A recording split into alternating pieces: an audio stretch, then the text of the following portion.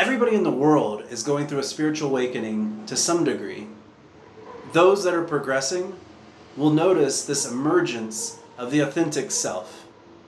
When this happens, there'll be 3 key stages that you go through. Let me share those with you.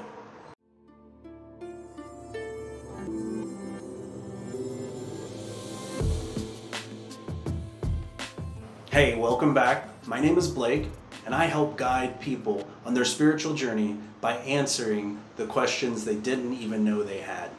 Today, I'm going to talk about 3 different ways you know your authentic self is emerging.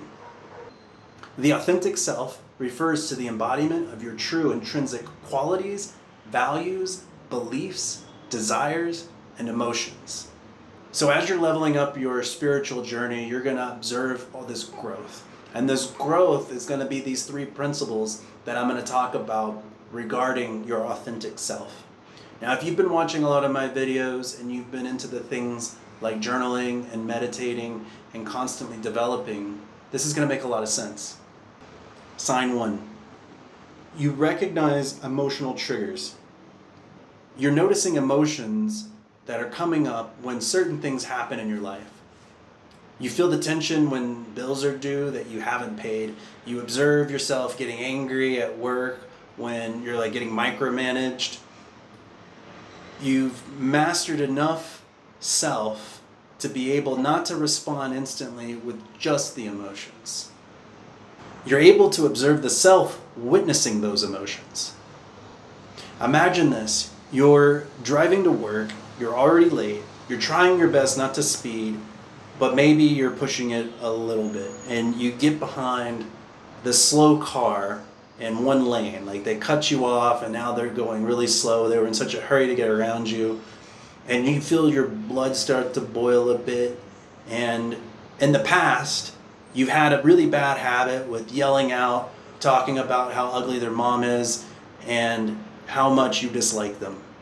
You create this kind of tunnel vision where everyone is not sharing in your same hurry and your same need to get where you're going.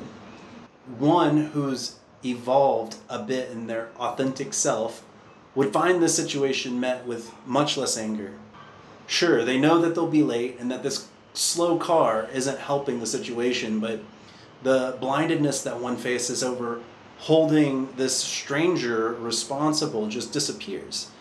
They recognize the anger they are feeling is simply their own inability to plan. Owning the responsibility allows them to disarm pointing the emotion on at an unrelated actor.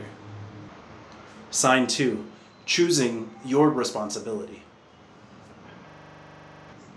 After you've started witnessing your triggers, you'll be able to respond responsibly to the way you handle those situations.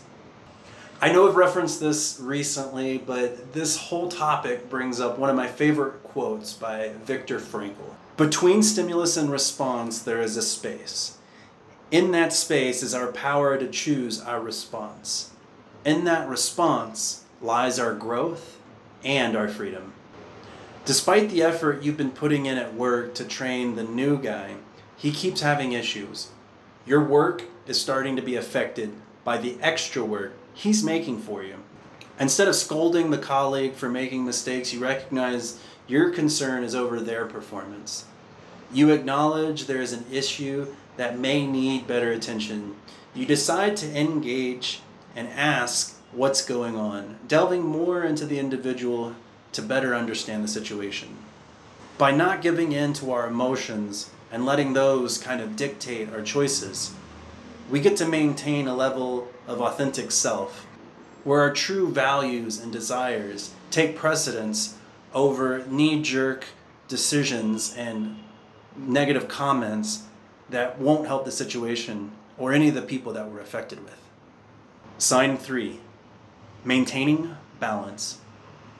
The third sign that you're likely to experience will indicate that your behavior and your emotions are just meshing together a lot better. You're finding a way to kind of balance these elements together, and it'll take you by surprise. When you look back at your day, week, or month, you'll observe a different person.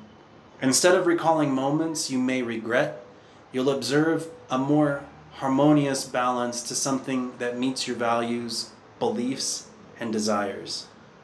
For instance, you may find yourself in a line at a store or in a general situation where someone cuts in front of you or does something that is clearly a violation of your boundaries. There will be a witness of a trigger inside of you.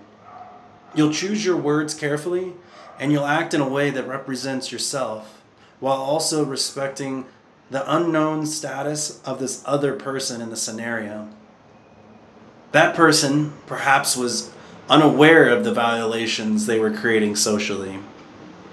Thanks to your practice with the space of understanding a situation, there was no escalation, in the most neutral and trivial of manner.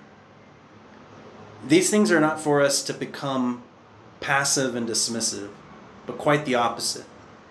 We're trying to develop the authentic self to properly show up as the best version of ourselves. That version that is ready to handle complicated situations in the least complicated way possible.